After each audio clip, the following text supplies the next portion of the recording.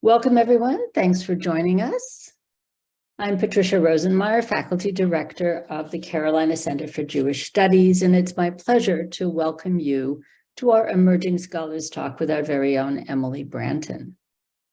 We started the Emerging Scholars series in fall 2020 as a way to introduce Carolina grad students and their research to the greater community. These online talks are usually based on the students' dissertation research, and because our students and faculty work in such a wide range of subfields of Jewish studies, I think this series really exemplifies the breadth of scholarship that's taking place on this campus. If you missed past Emerging Scholars talks, you can view them on the Center's YouTube channel.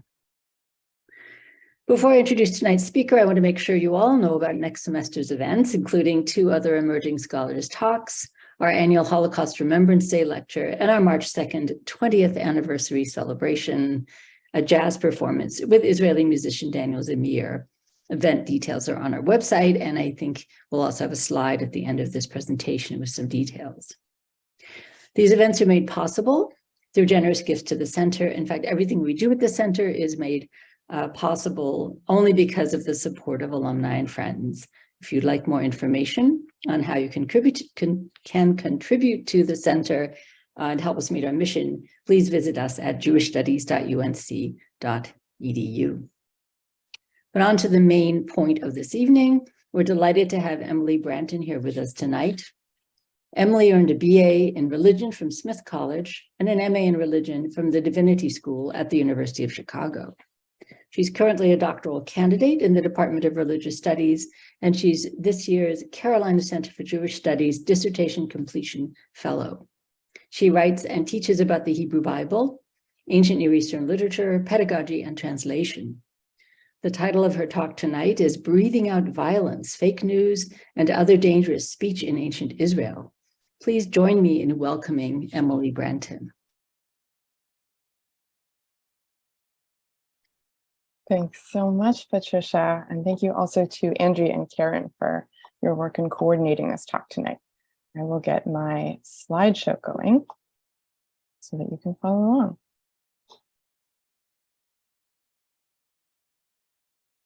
Oops.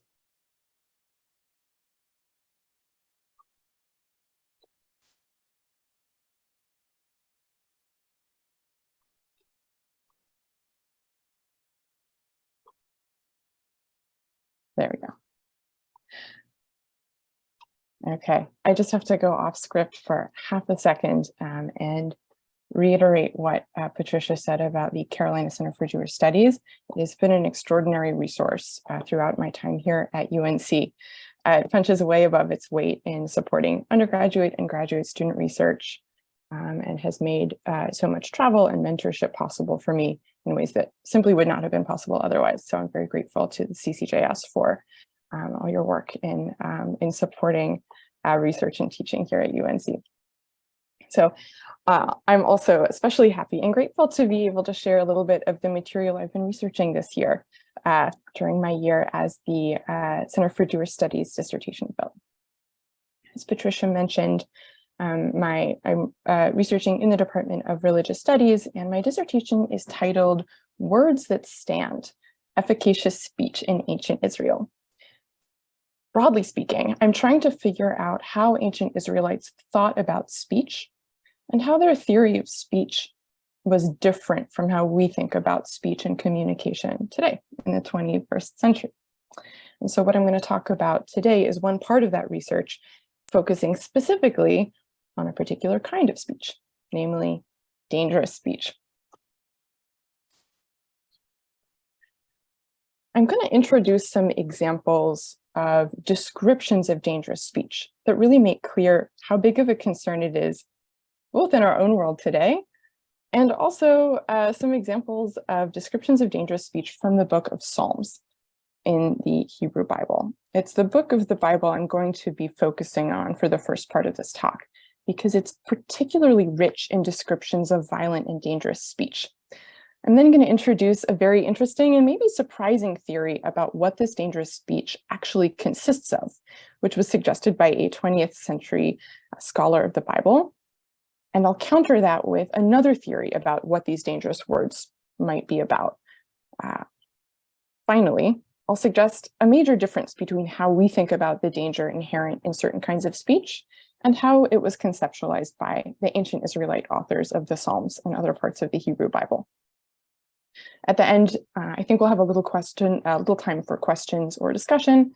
My dissertation, of course, is still a work in progress, and I would love to hear your questions and your thoughts and reflections as well.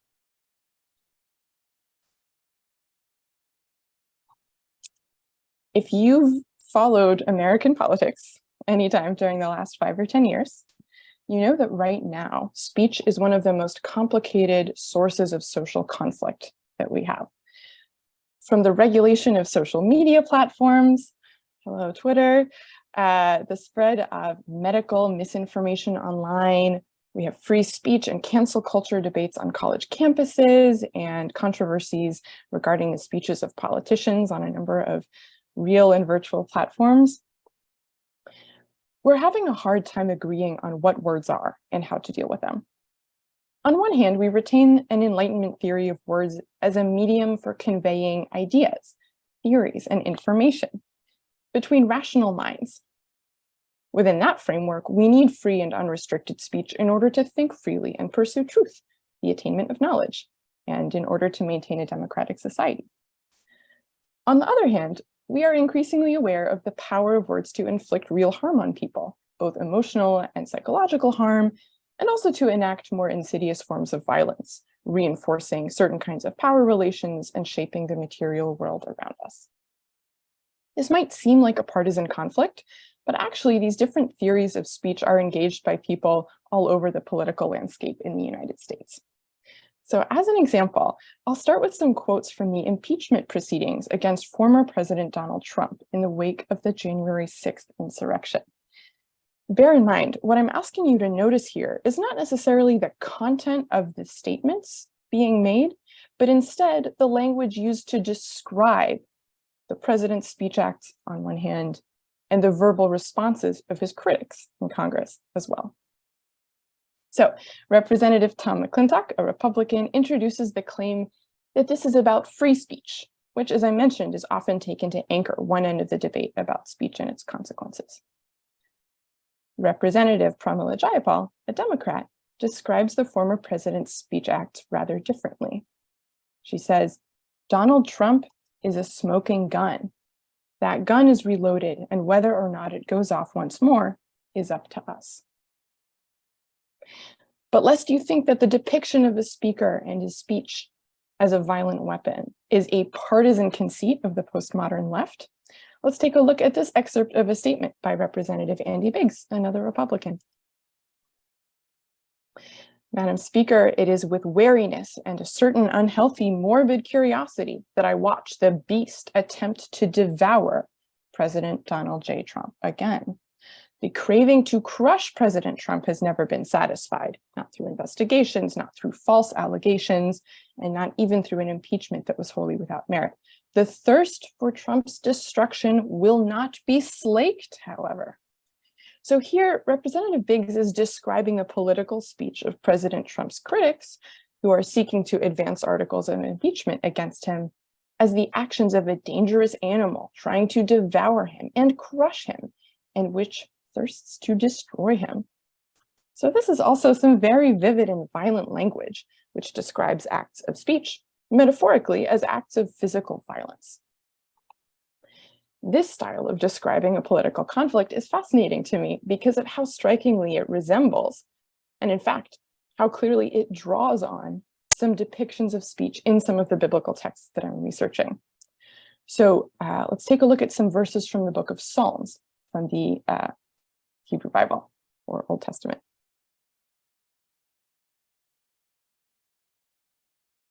"I lie down among lions that greedily devour human prey." There's the devouring language again. "Their teeth are spears and arrows, their tongues sharp swords. Do not give me up to the will of my adversaries, for false witnesses are rising against me and they are breathing out violence." Finally, and this one's kind of my favorite right now, so evocative, "Their throats are open graves." These vivid descriptions of enemies who devour their prey and breathe out violence raises the question of who exactly these enemies might be and why they're so dangerous. So once I noticed this phenomenon, I found the Psalms to be pretty densely packed with references to various kinds of enemies and antagonists.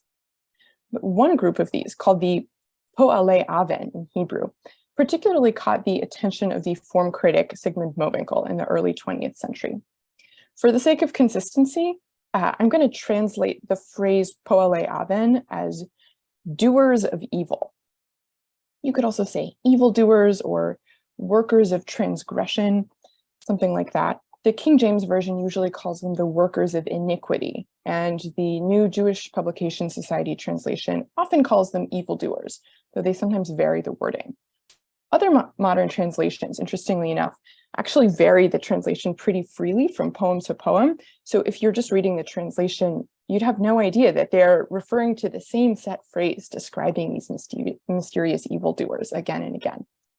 So I'll stick with the slightly cumbersome doers of evil, just to make it clear that this is the specific phrase referring to these Po'alei Aven that keeps coming up again and again. Actually, they're everywhere. Mowinckel noticed both the frequency of the references to these mysterious Po'alei Aven, these doers of evil, and the fact that their actions, as well as the actions of many other antagonists within the Psalms, are frequently depicted as speech acts. So who are these doers of evil? And why are the authors of the Psalms so afraid of their murmurs and their whispers and their plots? Whatever happened to sticks and stones may break my bones, but words will never hurt me? Mowinckel proposed, in fact, that the Po'alei Aven, that the doers of evil, might actually have such fearsome powers of speech because they were witches or sorcerers, that they were in fact doers of magical evil.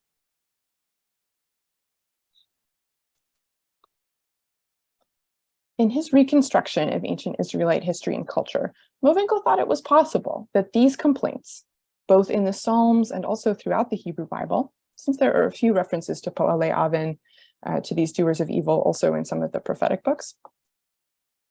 He thought they referred to members of society who practiced forbidden forms of magic and who were thought to cause harm by means of their potent curses and other dangerous words.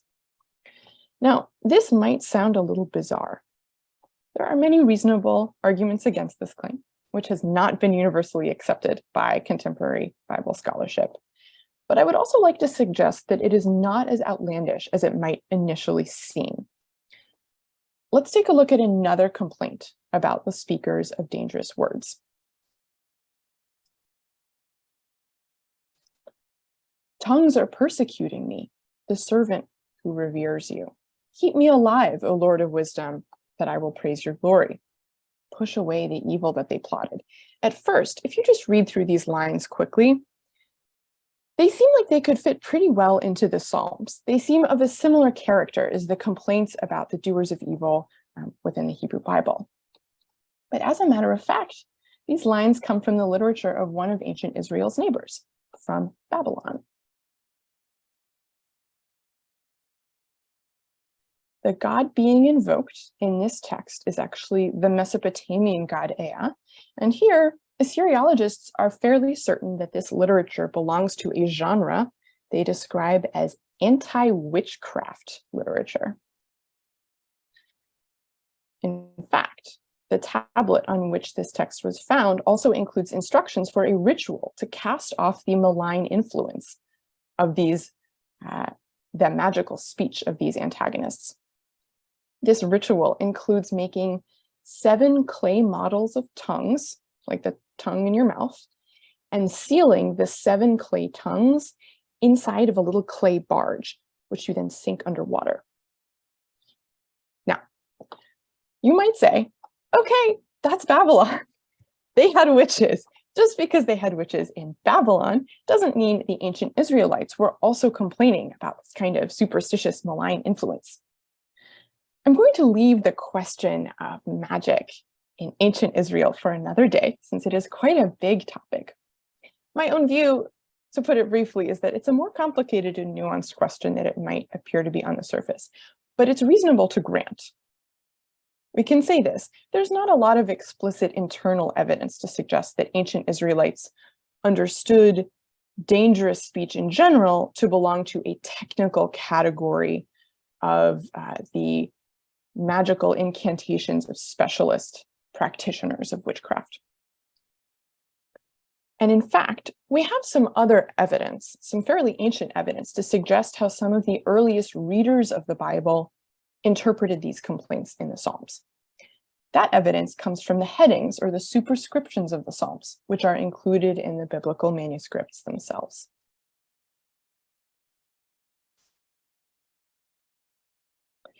Several of the Psalms have headings which identify them as being of David, or which more explicitly and expansively connect them with various events in the life of King David. Traditionally, King David was thought to be the author of many of the 150 poems in the biblical book of Psalms. But for a number of reasons, most modern academic Bible scholars would argue that the Psalms come from a diverse range of time periods in ancient Israelite history, and likely from multiple places as well.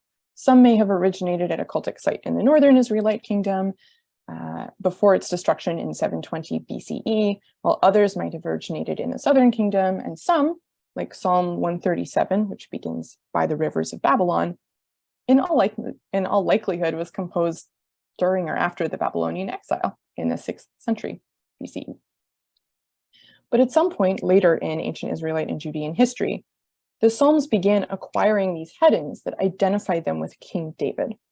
For example, Psalm 18 was giving a superscription identifying the poem with a particular episode in David's life. And here I've included on the slide a little fragment from the Dead Sea Scrolls, where you can actually see a piece of that superscription. So we know that the superscription has been associated with this psalm for at least about 2,000 years. However, there's a lot of variation in the superscriptions that are included with the various psalms in the Dead Sea Scrolls, compared to the Masoretic Hebrew text that we use today, compared to the Septuagint, the early Greek translations of the Bible. And so for these and other technical reasons, most academic Bible scholars agree that these headings, these superscriptions connecting the Psalms to the life of David, were generally not an original part of the psalm, but were added later, during this period we call the Second Temple period, roughly 2,000 years ago. The 20th century Bible scholar Brevet Childs characterized these superscriptions, aptly enough, as an early form of midrash, or narrative exegesis. The ancient copyists and collators of these psalms made connections between the contents of the psalms and various events that are described as taking place during the life of King David in the narrative parts of the Hebrew Bible. In some cases, these associations implied by the superscriptions in the Psalms give us clues about who these ancient scribes and copyists understood the enemies in the Psalms to refer to. For example, Psalm 52 begins with a litany against an unspecified mighty one who plots destruction, whose tongue is like a sharp razor, who loves devouring words and deceives with his tongue. And at some point, probably during the time period we call the Second Temple period, during the time of the collection and collation of the Psalms and other biblical texts, this psalm was given a superscription identifying it with an episode which is described in the book of 1 Samuel, chapter 22. This superscription refers to a story in which Doeg the Edomite tells King Saul that the priest Ahimelech has given provisions to his rival David. And this actually results in the murder of Ahimelech and 85 other priests. Doeg goes on to despoil the priestly city of Nov at King Saul's instructions. So in the story, Doeg the Edomite is an actual murderer, but the superscription of the Psalms, picking up on this language about plots and razor-sharp tongues, identifies this psalm of complaint about a dangerous enemy with the moment when Doeg first tells Saul that Ahimelech provided aid to David in the first place. So this psalm is situated by the superscription in David's mouth at the moment at which this enemy Doeg is reporting to Saul about the actions that are going to result in the death of Ahimelech.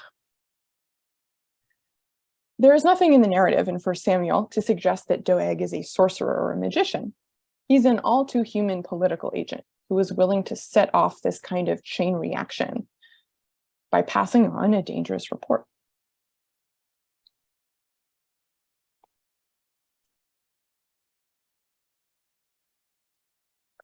Now, dangerous speech in our contemporary political moment is often described as fake news, disinformation, or misinformation. I won't get into the technical distinctions now, but habitually, we characterize the problem with these kinds of dangerous speech as being a problem of truth and falsehood. We think of words and speech in general as a container for information. If the information contained within a speech is false information instead of true information, it misinforms people. It causes them to believe things that aren't true, and might then, at the end of a causal sequence of cognition and belief, lead them to make dangerous decisions. So one of our reflexive responses to this kind of dangerous speech is to combat it with true speech. If only we could get people to hear the true information, the other side of the story, it would, in some kind of abstract marketplace of ideas, outperform the false information, and people would not be led astray. So companies will appoint fact checkers on social media platforms, or teachers will try to train students to follow footnotes and look for reputable sources of information. We try to seek the authority of experts. That's a different model, however. It's a different cognitive model than what we see used in the Hebrew Bible, which does not conceptualize speech as a container for information. Instead, it describes speech in much more active and material terms.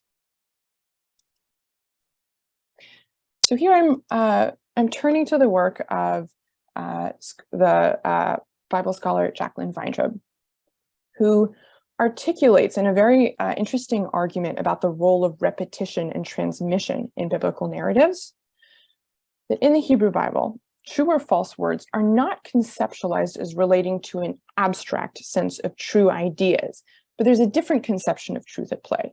She writes, "These statements point to a shared notion of truth, which is the faithful correspondence of speech to action. What we identify as deception in the Hebrew Bible might be more accurately characterized as speech whose correspondence to action is not a straight line. Like a crooked path, this speech is ineffective in producing what it claims." And actually, what we see in other texts throughout the Bible is that crooked speech enacts violence. So here's an example from the book of Proverbs, but we see this throughout the Hebrew Bible. Here, the metaphor of the path is used to describe wise and life-giving actions on one hand, and wicked actions and practices that lead to death on the other hand.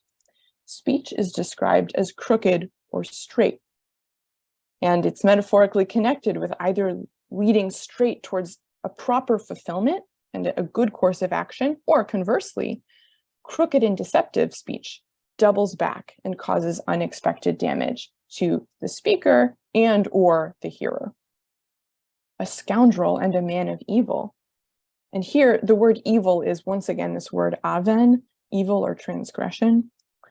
A scoundrel and a man of evil goes with crooked lips. He's not speaking straightforwardly, and his other actions are also deceptive. He winks and shuffles, and his concerns and plans and plots are evil, and they result in sudden calamity.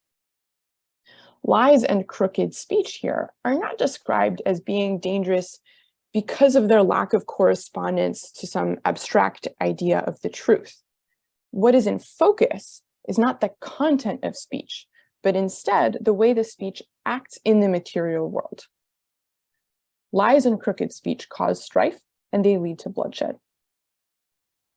So speech is not in focus here in the biblical text as a conveyor of propositional information or something that shapes the human mind. Instead, it's a tool with which people act on the social and material world around them. And in the context of political conflict and the speeches of dangerous antagonists, speech is conceptualized as a weapon.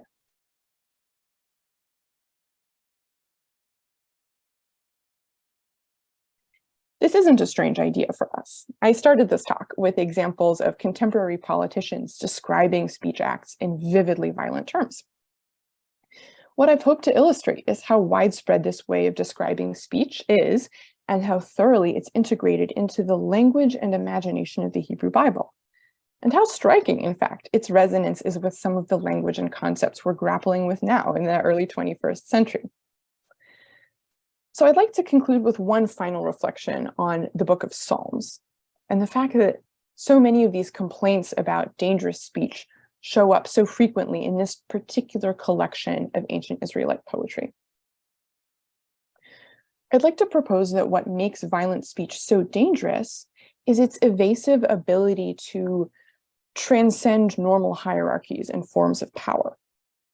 Material weapons like swords, bows and arrows, guns and tanks and drones are rooted in physical space, and they are countable. Their efficacy is basically predictable. You can measure the military power of an opponent, not always accurately, but you can predict it if you have a general idea of their numbers and equipment and positions and other strategic delimitations. Speech, however, spreads quickly and unpredictably, and it acts in ways that are almost impossible to counter effectively.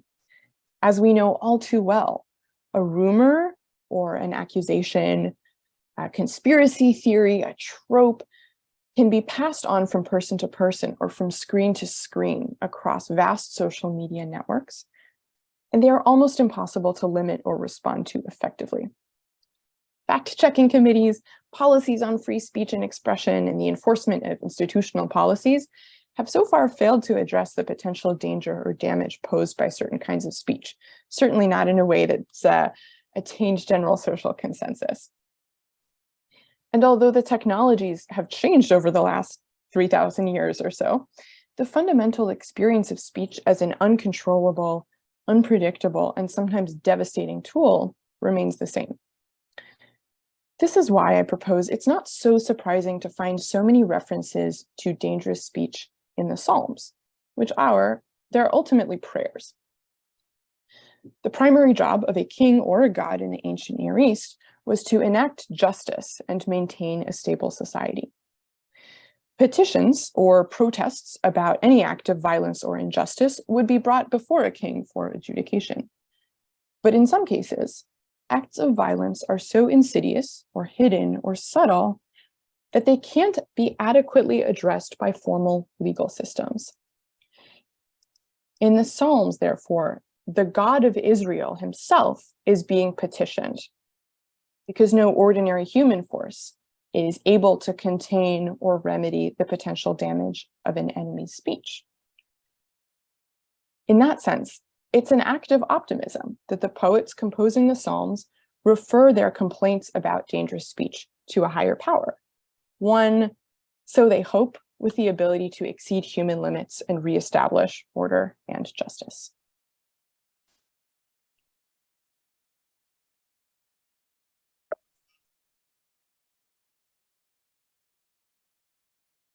Thank you for that. Thank you for that really fascinating talk. We welcome questions in the Q&A. If you all would like to type them in there, I can pass them on to the speaker. I'm going to be a little selfish and ask a question myself first, if I may, or bring up a comparison. Your approach really helped me rethink something that I find in Homer in the Iliad, where Achilles says to Odysseus, you probably know this passage, the thing I hate the most is a man who says one thing with his mouth and is plotting another thing in his heart. And so that anxiety about deception and the appearance of one path and the presence of another path, a crooked path. But it also made me think a lot about the image in Homer of winged words. It's a great mystery for classicists, winged words, but it gives that same idea of efficacy and sort of hitting the target and going on a straight path. They're winged like arrows, or they're winged like birds. And so that really helped me think about some things in a related set of poems. So thank you for that. Speech is a weapon. Yeah, fascinating. There are several very similar verses throughout the Bible that explicitly have that contrast of saying one thing while there's another thing inside. Yeah, universal, right? Well, maybe, I don't know, at least in pan-Mediterranean the Iron Age. So we have two questions. One is, what would be the biggest takeaway from this discussion, which is asking you to kind of tell us what the single most important thing you've come across so far is. That could be a tough one. There's also a question about how did the society of the period you're investigating act to control or punish doers of evil who engage in these dangerous forms of speech? So whichever one you'd like to start with. Oh, interesting. Wow,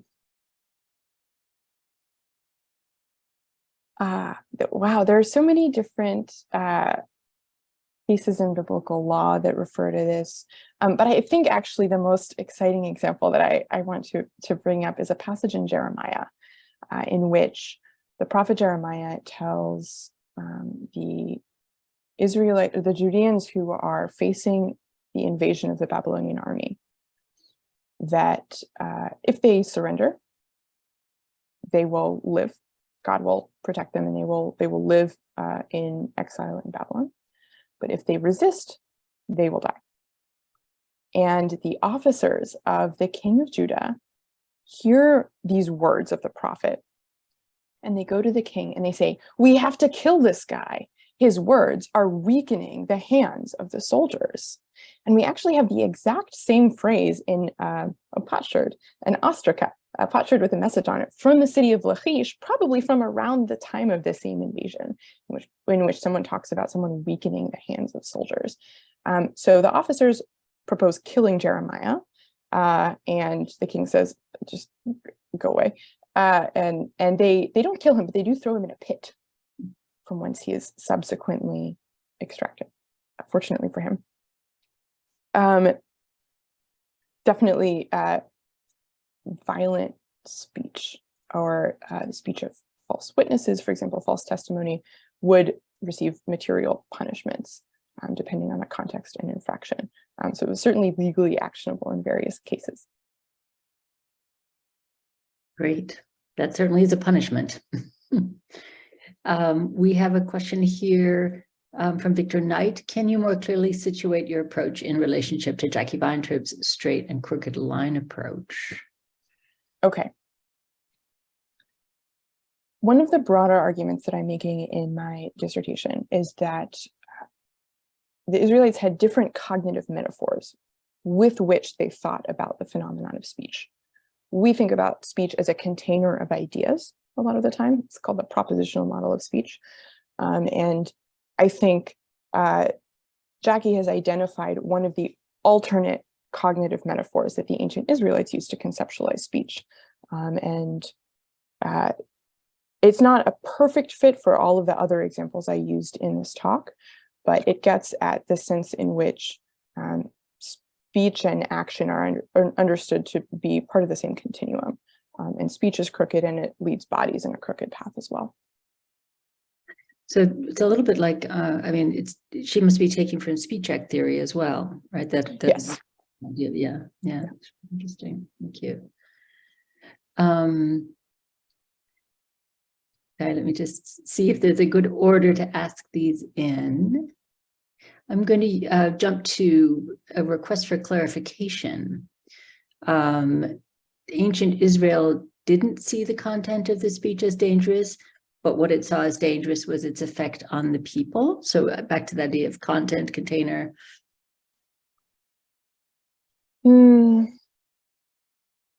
So I think if you met an ancient Israelite on the street and you ask them about the contents of a speech they heard, they would just give you a funny look because they didn't think of words as containers for ideas. They used other language to describe speech. So they thought of speech as dangerous, and I think they thought of speech dangerous as in ways that are pretty similar to how we think about dangerous speech in some contexts. But they had a different mental model of it that wasn't about abstract ideas, and was instead about the material actions of speech in the world. Wonderful. Sorry, Joseph, I'm going to hold off on your question one more time because I think this next one kind of carries through further. The idea of dangerous speech is a departure from classical liberal thought. Which conception is more prevalent across time and cultures? Oh, interesting. So the ideas about speech, the propositional theory of speech that I referred to at the beginning of this talk, speech as a container for ideas, as a means of open discourse and intellectual advancement. And it's definitely the foundation of modern democracies and modern universities. That is actually a pretty unusual model of speech, as far as I can tell. We can trace its roots, some of its early conceptual roots in Plato. And I would defer to the classicists in the room, but we begin to see the emergence of binary conceptions of a material world versus a formal or idea world. And this idea develops over time. There's a really interesting book, it's Charles Taylor's Sources of the Self, that plays into this in our changing ideas of the human self as something that has both a body and a mind to it. But it's actually, I think, in Europe in the Enlightenment that we see the development of the real, what I'm going to describe as the container model of speech taking root.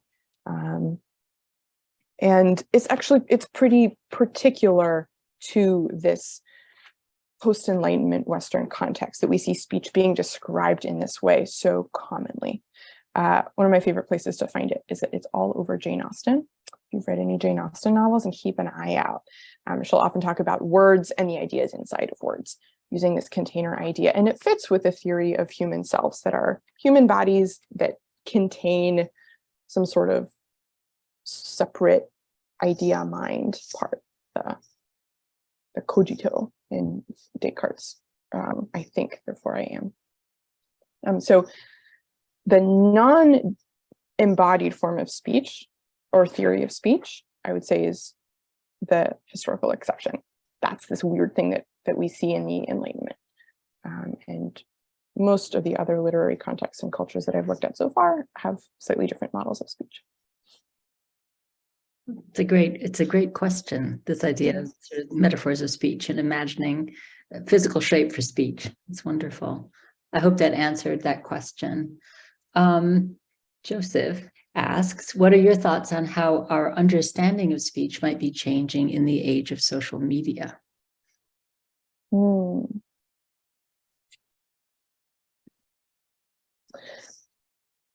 I think I'm going to say that things aren't changing in nature so much as in scale.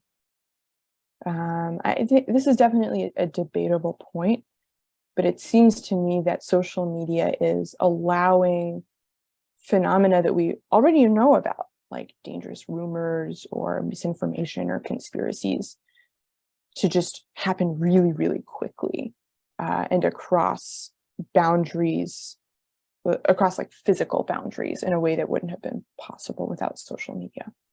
I don't think there's as much of a qualitative change, but I'm not sure about that. I'll have to think about it. I wonder if there's a difference between sort of anonymous speech on social media and identifiable, identified. That might, yeah, interesting. It's a degree, whether it's an influencer or anonymous, of course. Great. Did the ancient Israelites think all speech was dangerous, or just speech that deviated from God's commands?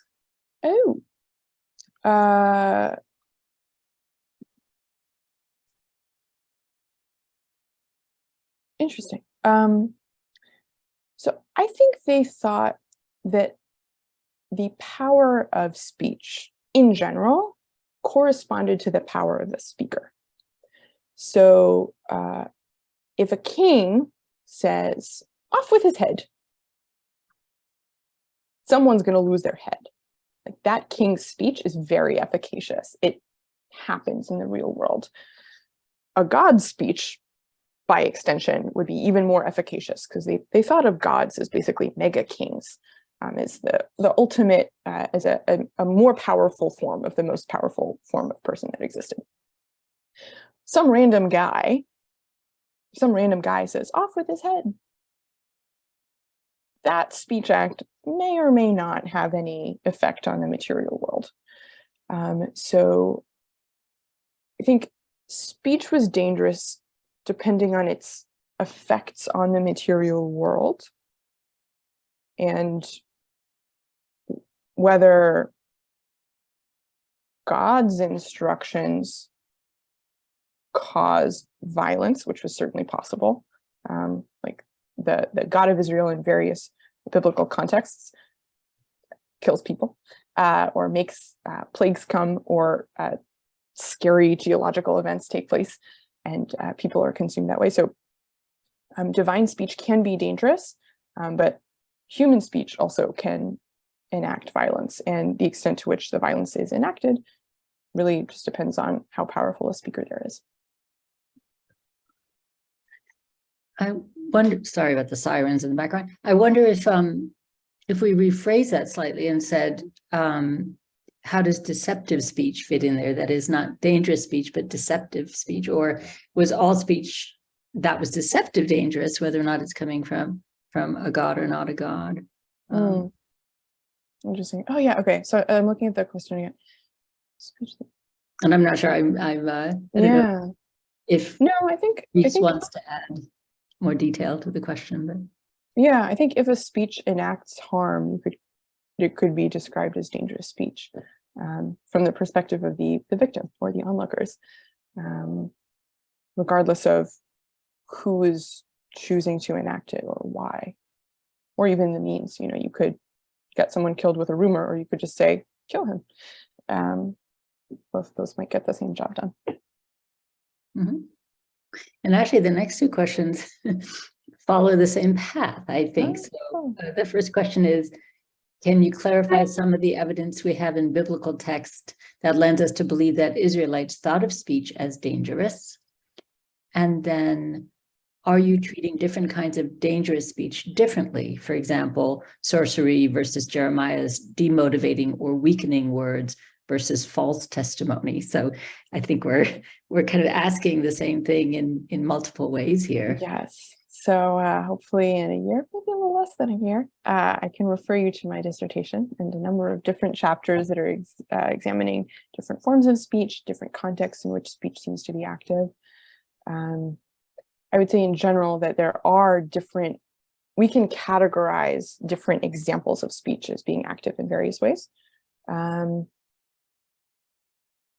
But what's striking is that they share this efficacy, and this sense of being active in a way that is less common from the way that we approach speech today, where we think of it as mostly descriptive and only in very narrow, specific instances as active.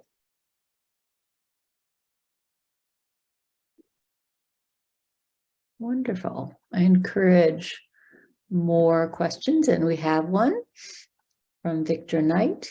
How exactly do you see the material nature of speech relating to ancient Near Eastern incantation and other spoken magic in general, and not just the so-called anti-witchcraft texts?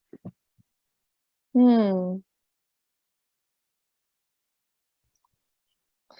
is very dangerous ground, because there are a lot of very learned experts in Assyriology and other ancient Near Eastern languages and literatures, and I am very wary about tiptoeing into their territory without the receipts to back me up.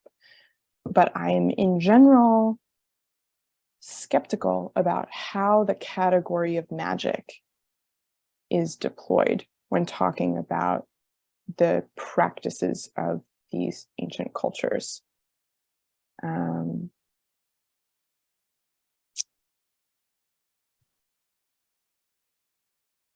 I think there's probably more in common between ancient Israel and ancient Mesopotamian theories of speech, but I'm hesitant about making a strong claim about the boundaries just yet. But I'll come back to you on that. Magic is a tricky word in Asian cultures because yeah, it's so loaded for us. Yes, one of the faculty in the Department of Religious Studies, Randall Stiers, wrote a really useful book showing how the category of magic is deployed by scholars writing about the past, and how that's often a reflection of how we as scholars understand ourselves to be related to the past, and how we think about reason versus superstition and religion versus magic. Those categories are historically contingent and sometimes kind of tricky to deploy. Absolutely. We have another question. Thank you. We appreciate the questions. Do you suggest that we think the same as the Israelites about speech, or is this more food for future thought? I think it's possible for us to have a lot of different ideas going at one time. So one thing that I saw in the impeachment hearings, for example, about the January 6th trial, and that I tried to give you a little snippet of, is that people kind of float back and forth between talking about speech as being about communicating ideas and there being a marketplace of ideas, and every individual is responsible for thinking about and evaluating the words that they hear. But we all also, there are moments where most people will fall back on more active ways of thinking about and describing speech.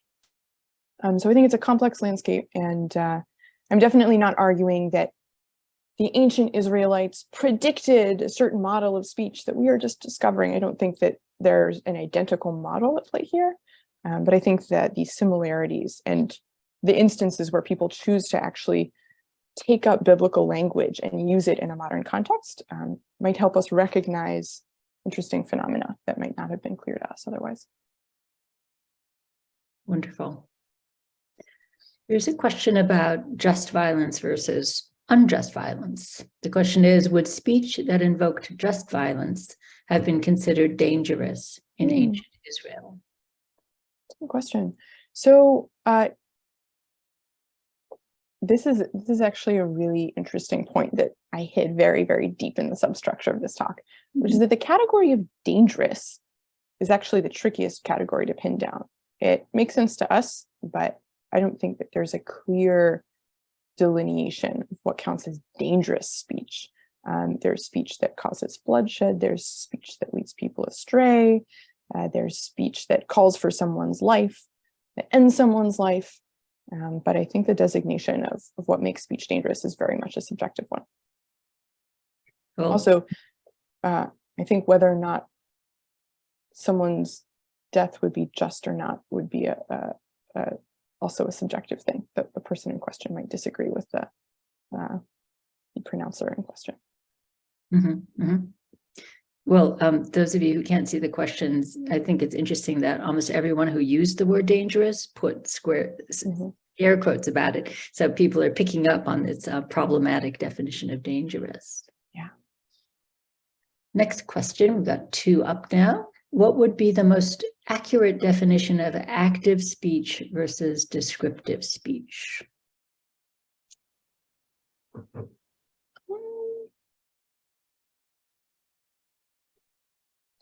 not sure I can give you an accurate definition there. I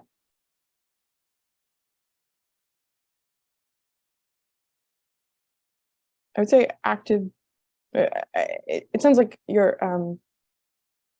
sort of hearkening back to the two models I offered of a descriptive model of speech in which speech is a sort of container for ideas and an abstract way of describing the world versus speech that acts in the world and on the world in material reality. Yeah, I'm not quite sure how to bound a definition at this point. Okay. Our next question is about descriptions of things by using body parts. The question is, so many of the passages in Psalms speak about the mouths and tongues of enemies, among other body parts. Do you treat these as metonymic speech? Yeah, it's a good question. I think there's actually something else interesting going on. There's a sustained metaphor of dangerous speech as eating. We see this in several passages in the various prophetic books as well. And that's something I'm hoping to look into a little bit further. But there seems to be this idea, and this is, I think, something that doesn't translate very well to us with our contemporary theories of speech. The idea of the word, an enemy who's saying something is someone who's devouring their foes. Doesn't really fit with how we think about how speech works. But it does seem to be a pretty sustained metaphor. So I'm hoping to come back to that one. That's great. Again, to, be selfish and bring up classics. They're images of people digesting or swallowing or consuming anger. Reverse direction, but similar kind of consumption models of emotions and feelings. Fascinating. Other questions? It's wonderful. We have so many responses. People were listening very carefully. It was a great topic, a great presentation. Any more questions for Emily? How do you manage the lack of specific context in Psalms? Historical context, I'm assuming? Yes. If I understand the question correctly, there's a sense in many of the Psalms that it's hard to pin down where they fit. Would someone have been speaking them in the sanctuary? Would someone have been speaking them far away from the sanctuary? If someone alludes to lying on their bed at night and soaking their pillow with tears, is this a psalm that people would literally recite in bed? Or is that a means of expressing something that the poet is communicating? Several scholars have also hypothesized that these psalms, many of them might have been kind of public use psalms and might go to a cultic site and say, okay, so my problem is such and such, and the priest on duty would sort of flip through and say, okay, number 15. So there have been a lot of different approaches taken by scholars to trying to figure out what their original context was. I tend to be a little bit cautious about identifying the original situation of any of them or their use just based on the features that we see. Because after all, this is a literary text that has been copied and reshaped and reused in a lot of different ways over many, many, many centuries. So what I try to do is stick to, you can't really say it's empirical data, but things like cognitive metaphors act pretty consistently in languages across a corpus. So I try to use expressions that seem relatively clear and see what kind of patterns come up when we amalgamate all of those different examples.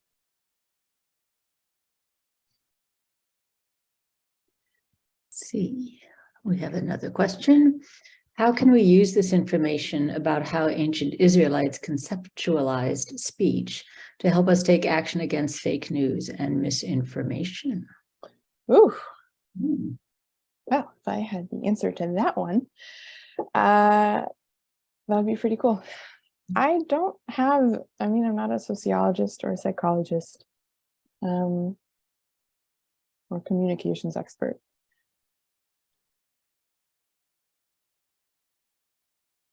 I think what I can contribute is drawing attention to the fact that the way we theorize speech is a culturally relative phenomenon.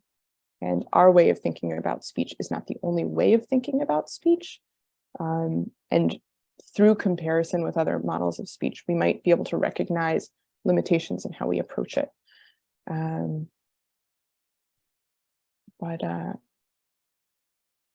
Yeah, I'll have to think about that. I mean, if you have any specific policy proposals, I think an anxious nation would be eager to hear about it.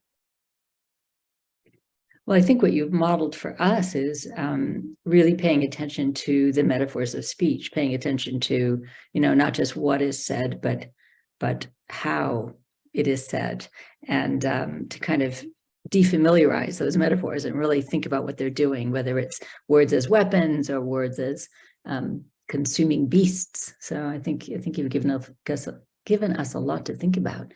We have an answer or a suggested answer. We can ask Hashem to intervene in our politics.